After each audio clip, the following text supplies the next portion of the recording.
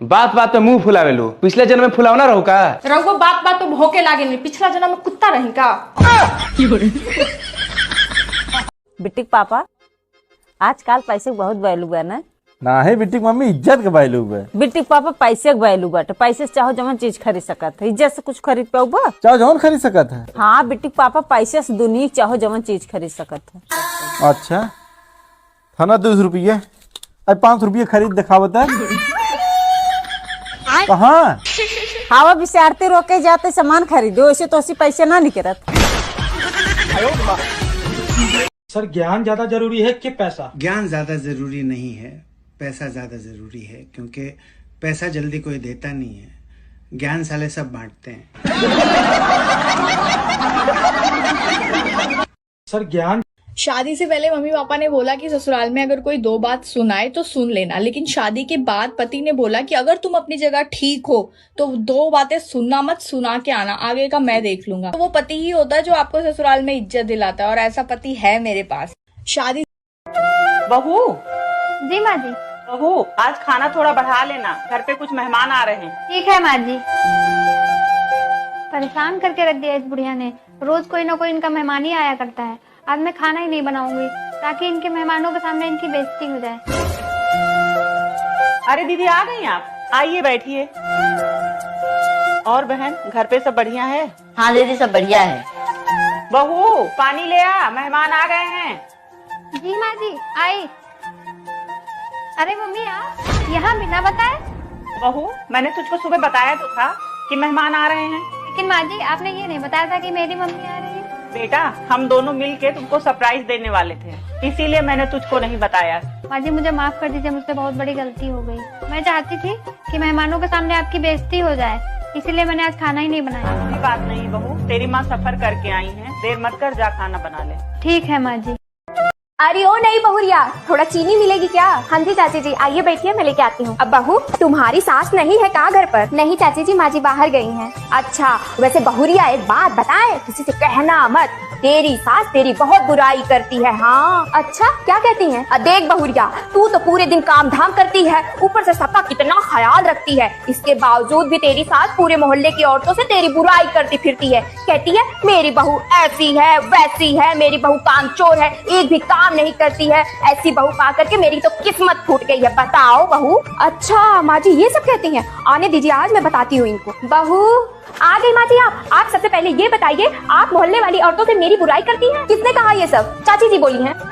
क्यों रे कमला, मेरे न रहने पर यही सब करने आती है मेरे घर? नहीं, मैंने कब कहा बहू, मैं तो बस। चुप रह, तेरी इन्हीं सब हरकतों की वजह से तेरे और तेरे बहू के बीच में हमेशा लड़ाइयाँ होती रहती है, और तू यही काम मेरे घर में करवाना चाहती है? निकल जा मेरे घर से, और अगर दोबारा मेरे घर में आई ना तो तेरा पैर तो। अरे तू फिर से आ गई खर्चा बढ़ाने? भाभी, मैं तो माँ से मिलने आई हूँ। माँ से मिलने आई है ना, तो चुपचाप माँ से मिलकर चली जाना, वरना मुझसे बुरा कोई नहीं होगा। मम्मी कैसे हो आप? अरे बेटा तू कब आई? बस मम्मी अभी आई हूँ। तो कुछ दिन रह के जाएगी ना? नहीं माँ, मैं यहाँ नहीं रुक सकती हूँ, ससुराल में बहुत सारे काम है। और आपकी तबीयत कैसी है? बेटा तबीयत तो ठीक है, पर दवाई लाने के पैसे नहीं है। मम्मी मैं आपके लिए पैसे लेकर आई हूँ, ये लो। अच्छा, तो तबीयत खराब होने के बहाने बेटी को बुलाकर पैसे दिए जा रहे हैं? दो मुझे।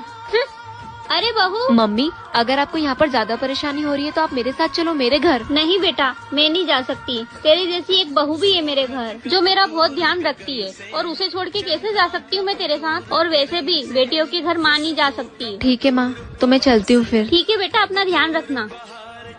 मम्मी जी मुझे माफ कर दीजिए। कोई बात नहीं बहू। बहू, मैं अपनी बहन के घर जा रही हूँ बेटा, तुम्हारे पास कोई अच्छी साड़ी हो तो निकाल दो, मैं वही पहनकर चली जाऊंगी। जी माँ जी, अभी लाई। मेरे पास तो सारी पहनी हुई साड़ी है, मैं माँ जी को अपनी पहनी हुई साड़ी नहीं दे सकती। एक काम करती हूँ, मायके से जो साड़ी मुझे मिला है ना वो दे देती हूँ। माँ जी ये लीजिए साड़ी। लेकिन बहू ये तो नई साड़ी लग रही है बेटा। हाँ माँ जी, आप अपनी बहन के घर पे जा रही हैं, तो मैं आपको पुरानी साड़ी थोड़ी दूंगी। धीरे धीरे रंग सजा के तूने कर दिए उनको।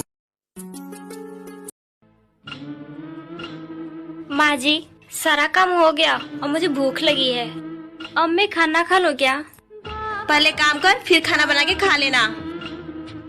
खाना बना तो है। वो खाना पूरे परिवार के लिए बना है, तू खाना बना के खा लेना, समझी? जी दीदी। और सुन, तेल मसाला थोड़ा कम ही यूज करना, तेरे मायके से दहेज वेज नहीं आया है। नहीं तो खिचड़ी बना के खा ले, गरीब परिवार से है। और वैसे भी मायके में रूखा सूखा खाने की आदत तो होगी ही। खिचड़ी तो तू रोज ही खाती रही होगी मायके में। यहाँ पे तुझे नया नया आइटम मिल रहा है ना। अगर नई नवेली दुल्हन साथ ऐसा हो तो क्या कर। बेटा, तेरी भाभी मुझे घर से निकालने इस उम्र में मैं कहाँ जाऊँ? क्या माँ, भाभी की इतनी हिम्मत? रुको मैं अभी आती हूँ आपके पास। मम्मी कहाँ है भाभी? भाभी, भाभी। अरे दीदी आप बैठो ना। मैं यहाँ बैठने नहीं आई हूँ। आपकी हिम्मत कैसे हुई मेरी माँ को उनके घर से और उन्हीं के बेटे से दूर करने की? और आपने ये सोच भी कैसे लिया कि वो इस उम्र में कहीं और रहेगी? जैसे आपने अपनी सास को अलग किया, वैसे ही मैं मम्मी जी को अलग कर रही हूँ। वो तो मेरी सास बुरी थी जिन्हें मैंने अलग किया, पर हाँ मेरी माँ बुरी नहीं है। छी, कितनी बदतमीज हो। हंसी आ रही है आपको मेरी बातों पे? हंसी तो मुझे आप जैसी बहुओं और बेटियों पे आती है। अपनी सास से अलग रहने वाली बहू भी अक्सर मायके में आके कहती है वो तो मेरी सास बुरी थी इसलिए मैं अलग हो गई, बस मेरी माँ अच्छी है, वो तो भाभी को सेवा करनी नहीं आती। बेटा, तेरी भाभी ने मुझे घर से नहीं निकाला है। मतलब?